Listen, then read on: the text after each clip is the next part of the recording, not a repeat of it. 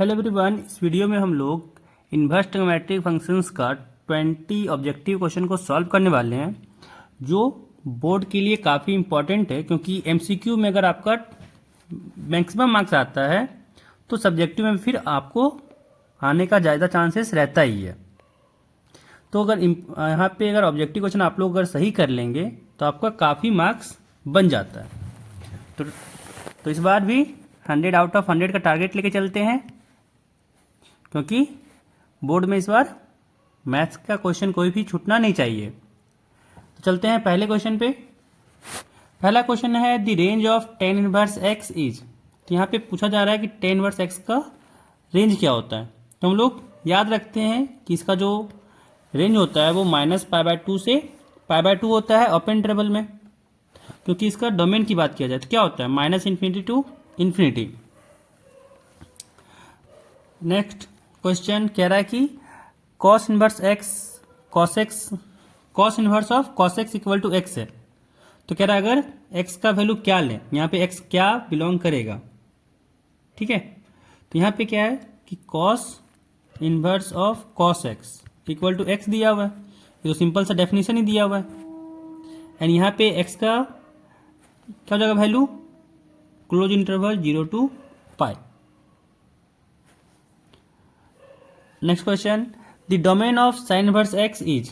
तो यहाँ पे साइन इनवर्स एक्स का डोमेन पूछा जा रहा है, तो डोमेन क्या हो जाएगा, option B close interval -1 to 1। Next question the value of tan inverse 1 is. तो टेन इनवर्स 1 का वैल्यू क्या होता है, π/4। क्योंकि हम लोग जानते हैं ना कि 10 π/4 इक्वल टू क्या होता है 1, यानी π/4 इक्वल टू क्या हो जाएगा 10 inverse 1। Next question the value of sine inverse 0.5 is. तो यहां से क्या हो जाएगा इसका वैल्यू, क्योंकि हम लोग जानते हैं साइन इनवर्स या फिर साइन इनवर्स एक्स अगर रहे तो ये एक्स होता है। तो यहाँ पे एक्स जगह पे 0.5 है, तो क्या हो जाएगा आंसर इसके लिए 0.5। नेक्स्ट क्वेश्चन कह रहा है कि tan inverse x plus tan inverse y is equal to tan inverse x plus y upon 1 minus x Y.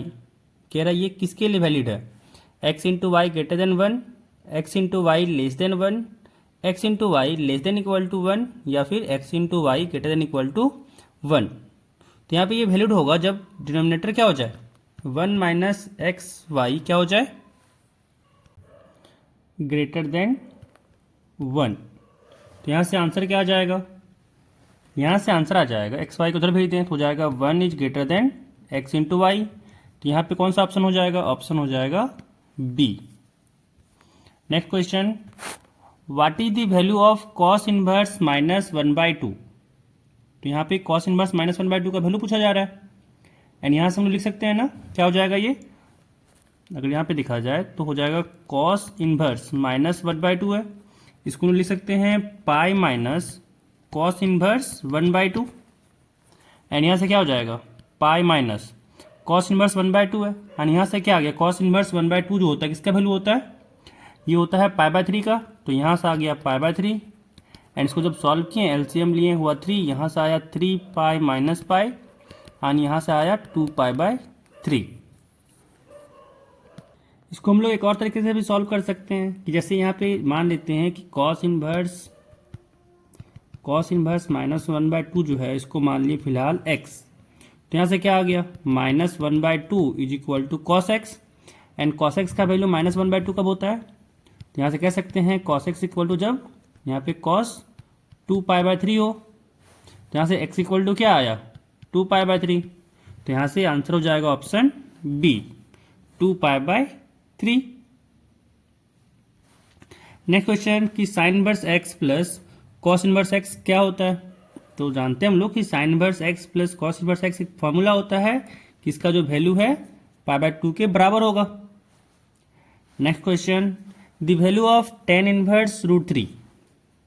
तो यहाँ पे अगर हम लोग देखें टेन इनवर्स √3 का वैल्यू पूछा जा रहा है, तो मान लेते हैं कि x है। तो यहाँ से क्या हो जाएगा 10x इक्वल टू √3 है ना। और √3 जानते हैं हम लोग कि क्या होता है, किसका वैल्यू होता है 10π/3 का। यानी x इक्वल टू यहाँ से क्या आ गया, π/3। तो यहाँ से हो जाएगा ऑप्शन बी, π/3। नेक्स्ट क्वेश्चन कह रहा है कि if sine inverse x is equal to π/6 है देन x इज, है ना। तो यहाँ पे हम लोग क्या करते हैं, sine inverse x equal to π/6 है, यानी यहाँ से x इक्वल टू क्या हो जाएगा, साइन π/6। तो x इक्वल टू यहाँ से क्या आया, साइन π/6। लोग साइन π/6 का वैल्यू जानते हैं कि होता है इसका 1/2। तो यहाँ से हो जाएगा इसका ऑप्शन ए, 1/2। नेक्स्ट क्वेश्चन कह रहा है कि the value of 2 tan inverse 1 is. तो यहाँ पे हम लोग निकालना है tan इनवर्स 1 का वैल्यू। तो नहीं अगर पता तो मान लेते हैं x है। तो यहाँ से 1 इक्वल टू क्या आ गया, 10x। अब जो 1 देता है tan x के किस वैल्यू के लिए 1 देता है, तो x इक्वल टू π/4 के लिए। तो यहाँ से अगर देखा जाए तो क्या चाहिए था, 2 इंटू टेन इनवर्स 1, इसको x माने थे और x का वैल्यू π/4 आया। इट मीन्स यहाँ पे हो जाएगा π/4। तो यहाँ से 2 से 4 कटा 2 टाइम्स में, एंड यहाँ पे क्या आ गया वैल्यू, π/2। तो यहाँ से ऑप्शन इसका हो जाएगा ऑप्शन ए, π/2। नेक्स्ट क्वेश्चन है कि if tan inverse x plus tan inverse y is equal to π/4 then x plus y plus x into y is. यहाँ पे निकालते हैं वैल्यू हम लोग। यहाँ पे पूछा जा रहा है कि x plus y plus x y का वैल्यू क्या होगा। दिया क्या है, दिया हुआ है कि tan inverse x plus tan inverse y is equal to π/4 है। अब यहाँ पे लगाते हैं फॉर्मूला कि tan inverse a plus tan inverse b का फॉर्मूला क्या होता है, tan inverse a plus b upon 1 minus a into b, this is equal to π/4। And यहाँ से क्या आ जाएगा, यहाँ से आ जाएगा कि x plus y upon 1 minus x into y, this is equal to 10 π/4। और 10 π/4 क्या होता है, 1। यानी यहाँ से आ गया x plus y by 1 minus x y is equal to 1। And यहाँ पे अगर क्रॉस मल्टीप्लाई करें तो क्या हो जाएगा, x plus y is equal to 1 minus x into y. And x into y को लेकर आ जाते हैं लेफ्ट हैंड साइड में। तो यहाँ से हो गया x plus y plus x into y is equal to 1। तो हम लोग को चाहिए था value x plus y plus x into y का। तो यहाँ पे वैल्यू कितना आ गया, 1। एंड यहाँ से आ गया ऑप्शन बी, 1। नेक्स्ट क्वेश्चन कि the value of sec inverse 2 is. Sec inverse 2 का वैल्यू क्या होगा। तो यहाँ पे अगर हम लोग क्या करें कि मान लेते हैं सेक इनवर्स 2 का वैल्यू जो है वो x है, यानी 2 इक्वल टू क्या आ गया, सेक x। यानी यहाँ पे कह सकते हैं कॉस में अगर इसको बदल लें तो क्या हो जाएगा, 2 equal to 1 upon cos x. यानी कॉस एक्स इक्वल टू हो गया 1/2। और 1/2 किसका वैल्यू होता है, कॉस π/3 का। तो यहाँ से x इक्वल टू क्या आया, π/3। तो यहाँ से ऑप्शन क्या हो जाएगा इसका, ऑप्शन बी, π/3। नेक्स्ट क्वेश्चन कि the principal value of cot inverse -1 is. तो कॉट इनवर्स -1 का प्रिंसिपल वैल्यू क्या होगा। मान लेते हैं इसको फिलहाल के लिए कि x है, कॉट इनवर्स -1 का मान लेते हैं x है। और यहाँ से क्या आया, कॉट x इक्वल टू -1। और -1 कब होता है कॉट का वैल्यू में, कॉट में -1 कब होता है, 3π/4 पे, है ना। तो यहाँ से x इक्वल टू क्या आ गया, सॉरी ये कॉट 3π/4 उल्टा लिख दिए यहाँ पे, बस कॉट 3π/4। तो यहाँ से x इक्वल टू क्या आ जाएगा, 3π/4। अब नेक्स्ट क्वेश्चन कह रहा है कि the value of sine inverse sine 3π/4 is. तुम लोग जानते हैं ना कि साइन इनवर्स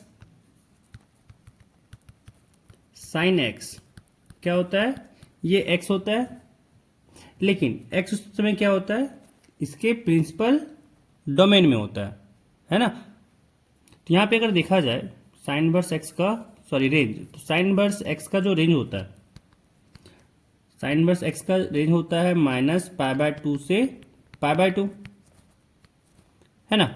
बट अगर यहाँ पे अगर डायरेक्ट x कह दें तो x क्या हो जाएगा यहाँ पे इसके अकॉर्डिंग 3π/4, जो पॉसिबल तो नहीं है, क्योंकि ऑलवेज हम लोग जब लिखते हैं इसका वैल्यू तो वो प्रिंसिपल रेंज में ही लिखते हैं। तो यहाँ से लाना है क्या माइनस पाई बाय टू और पाई बाय टू के बीच में, तो जो इसका वैल्यू हो जाएगा sign inverse sign 3 pi by 4 का ये वैल्यू हो जाएगा पाई माइनस 3 पाई बाय 4। ठीक है, ये 3 पाई बाय 4 के बराबर नहीं होगा, क्या होगा पाई माइनस 3 पाई बाय 4। जब भी ये डोमेन के मतलब रेंज के बाहर आ जाए, जब भी ये रेंज के बाहर आएगा इसका वैल्यू, क्या करेंगे हम लोग ऑलवेज रेंज में लाएंगे। तो यहाँ से कितना आ जाएगा, एलसीएम लेने पे आ गया 4 एंड यहाँ से आ गया 4 पाई माइनस 3 पाई, यानी कितना हो गया यहाँ से पाई बाय 4। यहाँ से इसका ऑप्शन हो गया, आंसर हो जाएगा इसका A pi by 4। Next question कह रहा है कि if tan inverse x is equal to pi by 3 then x is, यहाँ पे दिया हुआ है कि टेन इनवर्स एक्स जो हो रहा है वो पाई बाय 3 है। तो यहाँ से एक्स इक्वल टू लिख सकते हैं कि ये क्या हो जाएगा 10 पाई बाय 3, और 10 पाई बाय 3 का वैल्यू कितना होता है √3। तो यहाँ से इसका आंसर हो जाएगा ऑप्शन बी √3। नेक्स्ट क्वेश्चन कह रहा है the value of sine inverse -1 plus cos inverse 1 is. तो यहाँ पे हम लोग साइन इनवर्स -1 का पहले वैल्यू निकालते हैं। तो साइन इनवर्स -1 का जो वैल्यू होता है वो होता है minus pi by 2, and cos inverse 1 का जो वैल्यू निकालें तो ये होता है 0। एंड जब दोनों को ऐड करेंगे तो क्या होगा माइनस पाई बाय 2 प्लस 0, तो ये तो माइनस पाई बाय 2 ही आएगा। तो इसमें कोई भी ऑप्शन सही नहीं है, तो खुद से ऑप्शन बना लेते हैं क्या कि माइनस पाई बाय 2 होगा, और ऑप्शन यहाँ पे ई हो जाएगा करेक्ट।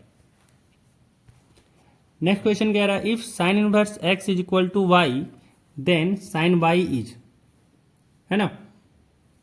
तो यहाँ पे दिया हुआ क्या हम लोग को कि sine inverse x is equal to y, और पूछा जा रहा है कि साइन वाई क्या होगा, है ना, ये ना पूछा जा रहा है। तो यहां से साइन वाई क्या हो जाएगा, ये हो जाएगा एक्स, तो ऑप्शन हो जाएगा ए। नेक्स्ट क्वेश्चन कह रहा है cos inverse sine pi by 4 equals.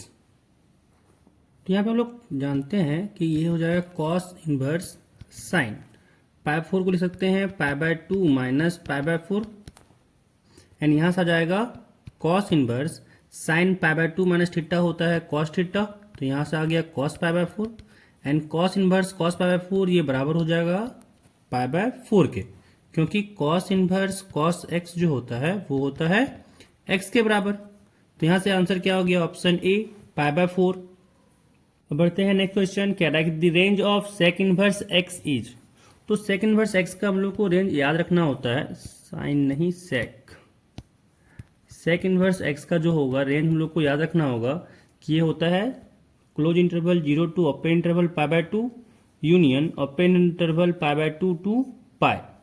इसको एक और तरीके से लिख सकते हैं हम लोग कि यहाँ पे क्या हो जाएगा रेंज, जो रेंज होगा वो बिलोंग करेगा कहाँ से कहाँ तक, close interval 0 to pi, and इसमें से कभी कभी क्या करता है ऐसे फॉर्मेट में दे देगा कि पाई बाय 2 को इसमें से निकाल दो, बाकी सबके लिए 0 टू पाई में डिफाइन है, मतलब रेंज इसका ये हो जाएगा, है ना। तो यहाँ पे लास्ट क्वेश्चन था, कंप्लीट हो गया। अब मिलते हैं नेक्स्ट वीडियो में।